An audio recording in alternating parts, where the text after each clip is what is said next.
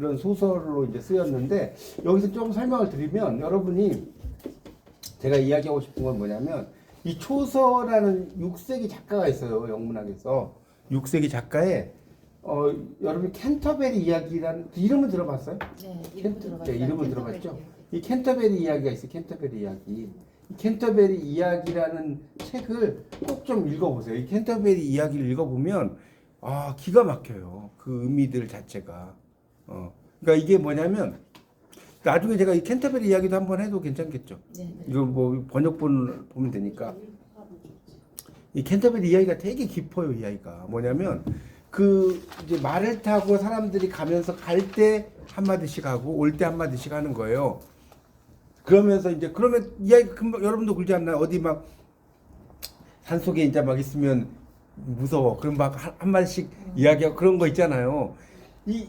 제가 그래서 물어봤어요. 문 작가님한테 이거 좀 캔터베리 이야기를 좀 이렇게 가지고 좀 아이디어를 얻었냐? 전혀 몰랐다는 거예요. 그런 건 생각 안 하고 있었다는데 이제 저는 이제 영문학 박사다 보니까 이거 캔터베리 이야기와 내용하고 상당히 그런 코인시던스라고 해요. 우연한 일치. 영어로 이제 코인시던스라고 하는데 그게 좀 놀랍더라고요. 그래서 근데 이 캔터베리 이야기는 약간 기독교적이라기보다는 천주교 이야기예요. 그래서 여기엔 수녀도 나오고요, 신부님도 나와요. 신부님, 수녀 이렇게 나오는데 이 캔터베리 이야기는 문제가 뭐냐? 이 신부님이나 수녀가 일반적인 우리가 생각하는 신부님이나 수녀가 아니에요. 그걸 아셔야 돼. 그래서 되게 타락한 어떤 신부나 수녀 이야기가 되게 많이 나와요. 제가 이제 지금 캔터베리 이야기 수업할 시간 아니니까 그런 큰 틀만 좀 알아두시라 이거예요. 그래서 결국은 이 종교가 많이 썩었다. 그런 의미로 이제 쓰입니다. 그래서 그런 것도 좀 참고로 알아두셔서 나중에 이제 제가 캔터베리 이야기도 한번 할 수 있으면 좀 해보도록 하겠습니다. 어쨌든 그래서 이제 그 속에서 이제 그 이야기가 되고요. 어느 날 한산가득한 산장에서는 여러분 읽어보셨겠지만 이제 그 4페이지, 5페이지에 이제 쭉 프롤로그가 나와요. 그렇죠? 프롤로그를 보시면 여러분이 그건 다 읽어보셨어요. 근데 이제 중요한 것은 그 두 번째 줄에 나오죠. 두 번째 줄에 저는 이 작품을 통해 절대적 운명론에 기초한 매지컬 리얼리즘이라고 하는 그죠? 우리말은 마술적 사실주의. 이 표현이 참 멋있더라고요. 마술적 사실주의라는 그러니까 매지컬이라는 건 마술적이고 그러니까 여기 이제 약간 환타지적인 요소들 나오고요 리얼리즘이 나오고 그 다음에 이제 메타픽션이라는 말 나와요. 여러분 이 메타픽션이란 말 좀 이해를 해야 돼요. 메타픽션이 뭐냐? 픽션 허구잖아요. 메타는 어바웃의 뜻이에요. 허구에 대하여. 여러분 잘 모르셨죠? 메타 소설이라고 하면 메타 소설이 뭔지 아셨어요? 들어는 봤어요. 들어는 보셨어요? 들어도 안 보셨어요. 메타 소설이 뭐냐면 소설에 대한 소설. 그걸 메타란 말이죠. 그러니까 메타가 저편이라는 뜻도 있어. 우리가 메타피직스란 말 들어봤어요. 형이상학을 메타피직스라고 그래요. 메타피직스가 왜 형이상학인데 왜 형이상학 철학 같은 거잖아요. 옛날에 이 물리학책의 저편에 있던 책이 되게 막 철학적이었대. 형이상학을 그래서 메타피직스란 말 써요. 철학은 형이상학이잖아요. 형이학이 아니죠. 맞잖아요. 그래서 네네. 이 메타피직스라고 한다. 그래서 메타픽션은 그 소설의 어떤 허구에 대한 그 기법에 대한 이야기라고 보시면 됩니다. 그래서 그런 내용으로 이제 쓰이는데 첫 번째부터 이제 나오죠. 그래서 그 여러분 교재 그 8페이지부터 이제 시작이 돼요. 이 서장에 보면 이제 2050년, 그러니까 이게 미래 이야기잖아요. 2025년인데 50년이니까 지금 오지 않은 그런 시간이죠. 눈 덮인 산장에서 이야기해요. 그래서 네 사람이 모여서 이제 막 이야기를 하는 거잖아요. 그래서 누가 하룻밤을 이제 산장에서 보냈는데 인연인데 이제 이야기를 하나씩 해보자 하면서 서로 동의를 하는 거잖아요. 읽어보시면 맞죠? 그래서 이제 그 서로 이야기를 쭉 하는 건데 이제 첫 번째 이야기부터 이제 보면 첫 번째 이야기는 환상 이야기라고 나오죠. 환상 이야기 맞죠? 첫 번째 이야기는 환상. 예, 그렇죠. 첫 번째 환상 이야기에서 순장의 길을 택한 궁녀의 시조인데 여기 이제 책으로는 13페이지부터 나와요. 맞죠? 13페이지부터. 근데 여기 이제 보면 내용은 여러분이 다 읽어보셨겠지만 여기 이제 무려왕과 하선이 나오더라고요. 그죠? 무려왕과 화선의 그런 사랑 이야기인데 그러니까 이게 이제 이런 걸 우리가 이제 영어로 뭐라고 하냐면 에펠레이션이라고 써보세요. 에펠레이션. 이 에펠레이션이라고 하는 건 이름 붙이기란 뜻인데 명명법이라고도 하고요. 이름은 그대로 갈 수도 있고 그대로 가지 않을 수도 있어요. 예를 들어서 어떤 이름이 있어. 예를 들어서 진수와 성찬이 있어. 식객에 나온 허영만의 식객이. 남자가 진수고 여자가 성찬이죠. 진수와 성찬이 만난 이야기죠. 맞잖아요. 그러니까 이거는 좋은 이야기는 이름 그대로 가네. 근데 만약에 자 김동인의 감자에 나오는 여자 주인공 이름이 뭐죠? 여자 주인공 복녀잖아. 복녀 몰라요? 네. 복녀가 이렇게 써요. 복녀. 복이 많은 여자죠. 복녀가 이렇게 쓴다니까. 이거 엎드릴 복자를 써요. 근데 이 복녀가 복이 많아요. 복이 지지리도 없어요. 지지리도 없어요. 복이 지지리도 없지. 네, 반대적으로 쓴다고. 그러니까 에펠레이션은 이름 그대로 갈 수도 있고 이름과 반대로 갈 수도 있는 거예요. 그거는 작가의 마음이에요. 상상력. 그러니까 이제 저 같은 경우는 이제 이런 이론적인 공부를 하다 보니까 무려왕 뭐 이런 거라든가 화선이라든가 이런 것에 어떤 이름을 이렇게 물어봤는데 이 문 작가님은 그냥 그런 의미는 없이 여기 쓰셨다고 하더라고요. 근데 어쨌든 그런 그 내용들이 이제 나오고 그러니까 우리가 소설이라고 하면 이것도 좀 설명 좀 할게요. 이제 소설에 대한 이야기를 하면 이 소설에 3요소가 있고요. 소설에 3요소가 있고 소설 배경의 3요소라는 게 있어요. 소설 배경의 3요소. 그래서 이 소설의 3요소가 뭐냐? 주제 구성 문제고요. 주제 구성 써보세요. 이거 되게 중요한 겁니다. 소설 배경의 3요소가 인물 사건 배경입니다. 이거 여러분 고등학교 국어 시간에 많이 듣지 않았어요? 이거? 여기 뭐 국어 선생님이셨으니까 더 잘하시겠죠. 그래서 이거 외우는 방법이 사람이 죽으면 인사를 더블로 해야 하네요. 인사배. 죽으면 인사배. 이렇게 오면 안 잊어먹어요. 사람이 죽으면 인사를 더블로 한다고. 그래서 죽으면 인사배죠. 어떤 주제를 할 것이냐, 어떤 구성을 할 것이고, 어떤 문체, 만연체를 할 것인지, 간결체를 할 것인지, 또 인물은 누구를 설정할 것인지, 사건은 어떻게 할 건지, 이것의 배경이 여기 나오는 것처럼 옛날로 할 건지, 이런 걸 여러분이 다 따져보시면서 그런 걸 해야 됩니다. 맞죠? 그러니까 이게 뭐 신라로 할 건, 여기는 지금 신라 시대라고 나오잖아요. 그렇죠? 근데 정말 알려지지 않는 왕이죠. 당연히 무료왕이라는 존재는 없는 거죠. 그렇죠? 새로운 존재를 만들었는데, 그래서 이제 읽어보면 이제 그 무료왕과 화선의 사랑 이야기예요. 그래서 결국은 이제 뭐 화선이 이제 약간 그 뭐라고 할까요? 처음에는 좀 뭐라 그럴까요? 그 반하는 거잖아요. 반하는 거. 그래서 이런 걸로 이제 짝사랑 같은 거, 러브, 짝사랑. 원사이디드 러브 이런 말 하는데 원래는 영어로 러브 프라모 디스턴스가 맞는 말이에요. 영어로는 먼 거리로부터의 사랑. 러브 프라모 디스턴스. 그 영어 재밌지 않아요? 짝사랑이 원사이디드 러브 그 초등학생도 아는 영어고 러브 프라모 디스턴스. 근데 결국은 이제 뭡니까?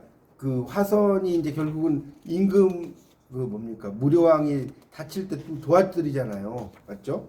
그런 이야기 나오는데 음식을 그래서 이제 올리라고 하니까 거기 이제 20페이지에 보면 두 팔에 날개가 달려 하늘을 나는 것만 같은 기분이었다. 네 번째 줄 나오죠. 성은이 망극하옵니다. 전하 이렇게 나오고 있죠. 네.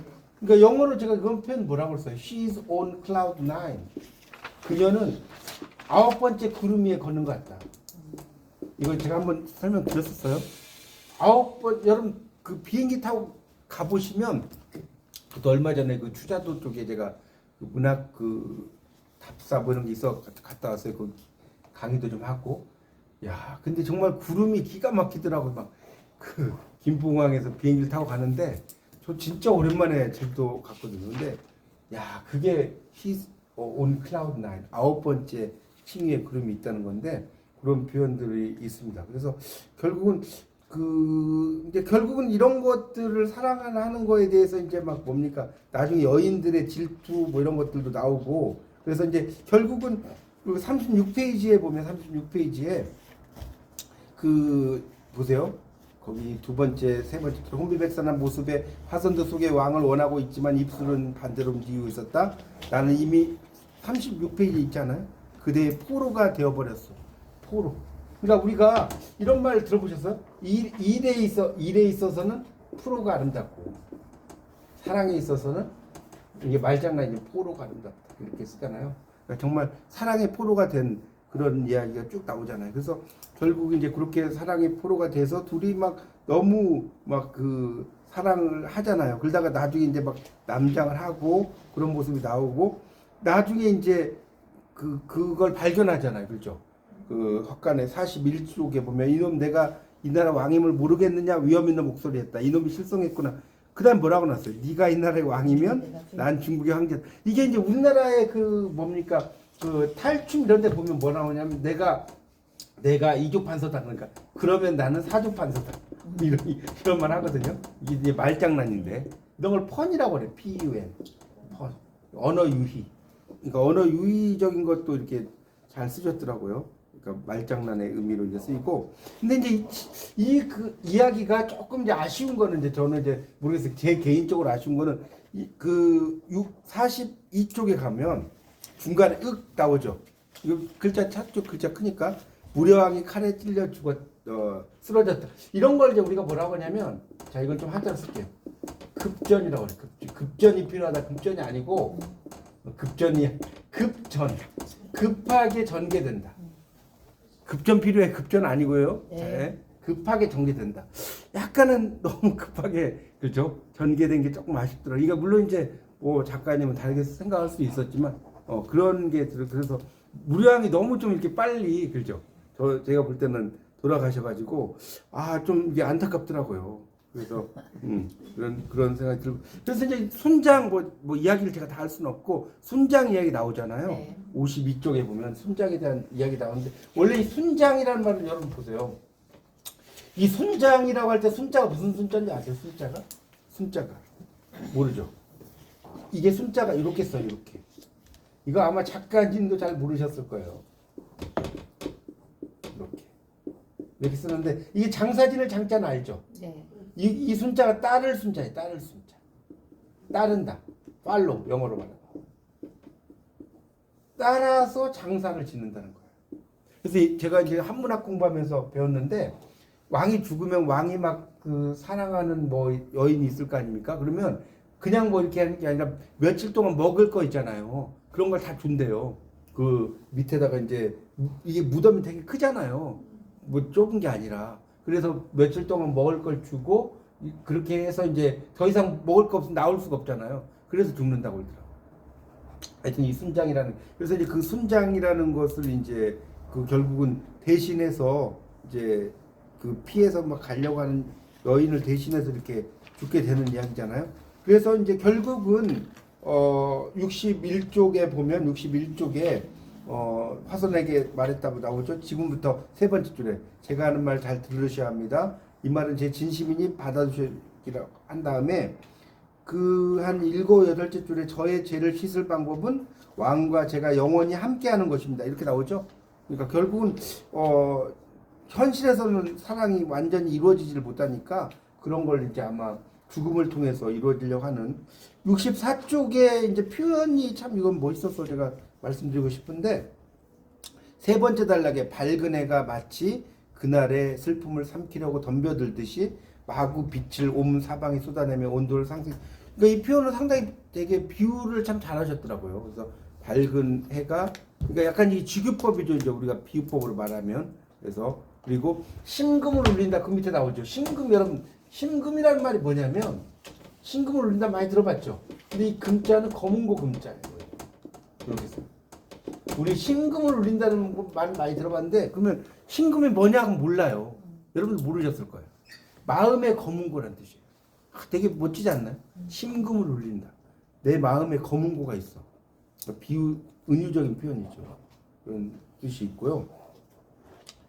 그래서 이제 여기 지금 그 68쪽에 이제 이름 막 물어볼 때 2월이 오경 뭐 이렇게 나오는데 2월이라고 한 이런 게 이제 에펠레이션이라는 것이 되는 거고요.